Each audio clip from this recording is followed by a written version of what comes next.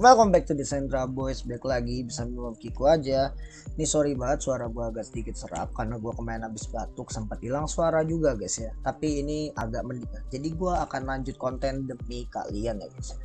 Nah ini ada hack terbaru. Ini beneran tadi pagi beritanya. Kisaran jam 7 pagi, jam 8 pagian ya guys ya. Nomad token bridge itu di drain 190 juta dolar ya guys ya, pada di sekuritas exploitnya ya guys ya. Dan ini kalau teman-teman belum tahu, Nomad itu salah satu bridge yang ada di ekosistem Ethereum, Moonbeam, Fmos, dan juga dia ada di Polygon juga guys. Nah ini tampilan websitenya kurang lebih seperti ini guys. Nah exploitnya tuh gimana sih guys? Nah jadi yang disedot itu tokennya itu dijual menjadi token wrap Ethereum dan wrap BTC ya, dari token Nomadnya sendiri guys, dan itu terdata di tracking platform DeFi lamanya guys gitu. Dan ini lumayan viral karena bener-bener kaget di TVL dari token Nomadnya sendiri itu tiba-tiba TVL-nya cuma jadi 600 dolaran ya, padahal tuh sempat tinggi banget guys ya, sampai 150-160 juta dolaran ya guys ya. Dan ini benar-benar bikin serem gitu ya. Dan akhirnya untungnya update dari Nomadnya sendiri pun cepat ya.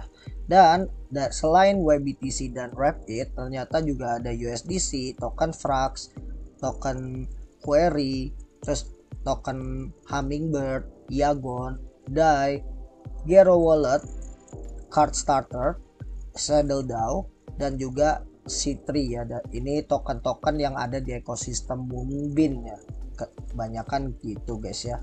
Dan ini Moonbeamnya sendiri juga udah nge-report ya terkait dengan maintenance node-nya, yang dimana itu juga terkait dengan si Nomad tokennya ini guys. Jadi exploitnya itu memanfaatkan maintenance dari blockchain Moonbeam-nya buat ngenyedot semua reserve dari token-token Nomad ini ya, token bridge-nya ya guys ya gitu. Ini gila banget ya guys ya.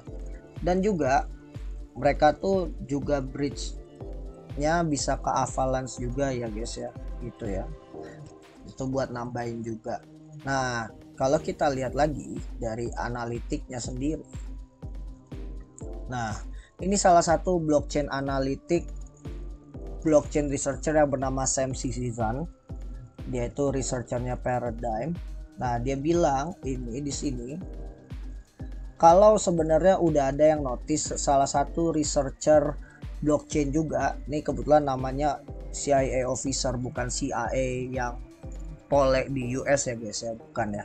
Nah dia nge-share ke salah satu researcher blockchain juga kalau ada yang aneh tentang sekuritasnya si Nomad Bridge ya, kayak ada transaksi beruntun tiba-tiba untuk transfer token Nomadnya bersamaan guys gitu. Dan dia bilang di sini tuh ada satu address yang ditangkap, mereka tuh ngetes untuk kirim satu wrap BTC dan dapat 100 wrap BTC sebagai promosi, kayak clickbait gitu ya. Dan ini address orang yang melakukannya adalah bitleak.it ya guys ya gitu. Dan ini uniknya, setelah dicari secara manual ternyata dapat transaksi hashnya di dua berikut. Dan uniknya ini dari yang Ethereumnya ya, ini dari Moonbeam-nya sorry, ini ternyata udah transfer 0,01 ke Nomad Bridge-nya. Dan ini yang di Ethereum-nya langsung tiba-tiba jadi 100 ya, ini aneh banget guys. Nah ini yang di Moonbeam-nya seperti ini kalau kalian lihat detailnya. Dan ini kalau dari Ethereum-nya seperti ini guys, tiba-tiba jadi 100. Jadi ini exploit-nya lucu ya, jadi transfer 0,018 keluar dari kontraknya ya, kontraknya Nomad Bridge, tiba-tiba sampai di Ethereum jadi 100 wrap BTC. Ini gokil banget sih nyedotnya. Kurang ngerti gimana mekanismenya, sampai dicek transaksinya ternyata wrap BTC-nya itu tidak membuktikan transaksi apapun, yang dimana cuma ditulis, dibaca secara codingannya menurut si blockchain analytic ini hanya sebagai prosesi aja guys ya, gitu.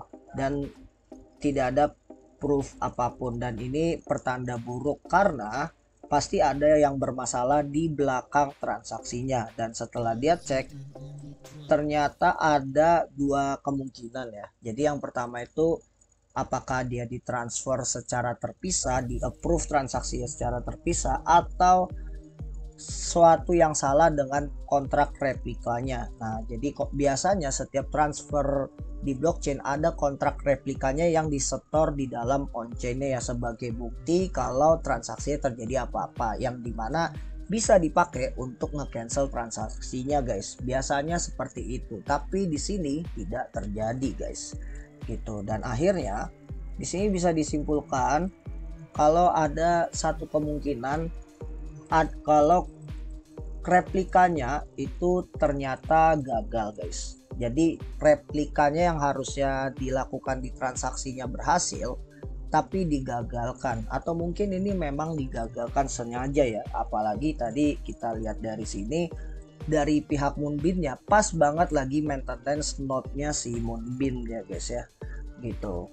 Nah, ini cukup gokil juga ya, bisa timing gitu hackernya ya guys ya, gitu. Dan setelah dicek lagi, ada satu message yang provingnya malah ke burn address dengan kode ini guys ya, gitu.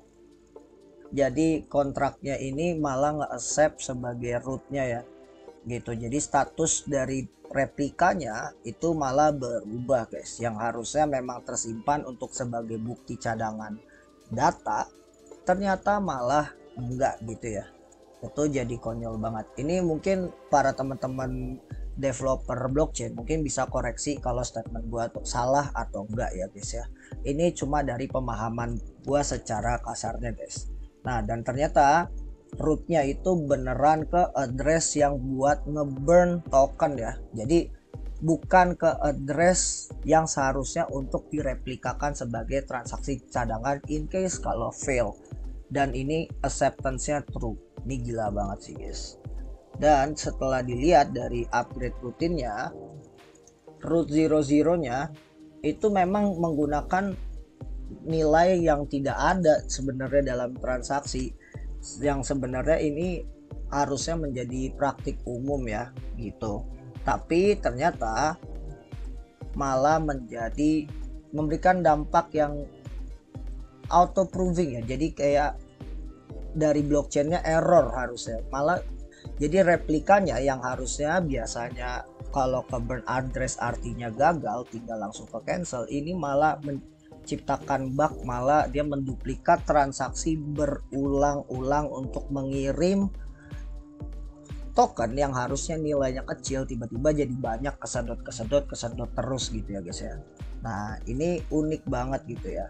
Dan di sini kesimpulannya dia bilang hacknya ini chaotic banget, bahkan kalian nggak perlu coding Solidity atau Merkle trees dan lain-lain ya, karena ini benar-benar cuma murni dari memahami cara transaksinya bekerja ya guys ya, dari satu address ke address lain.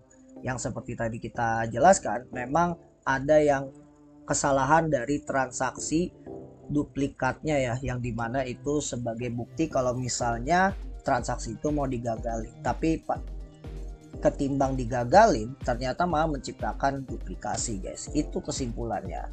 Dan ini kalau dilihat dari sini, ternyata exploitnya itu sedang dalam pas bertepatan lagi di audit si Nomad Bridge-nya ya guys ya, gitu. Dan ini file affected dia tuh namanya replika.sol ya.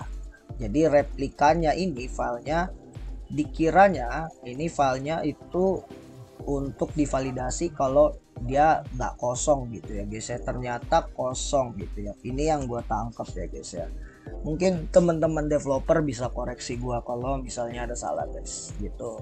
Dan ini malah menjadi bahan banyolan orang-orang guys ya, karena dianggap kayak wah berarti sebenarnya audit dari auditnya aja udah bisa dieksploit orang, gimana aman gitu. Dan ini auditnya aja dari Quantstamp loh guys, auditnya ini lucunya mereka tuh punya 40 isu dan cuma 16 yang bisa di resolve ya guys ya.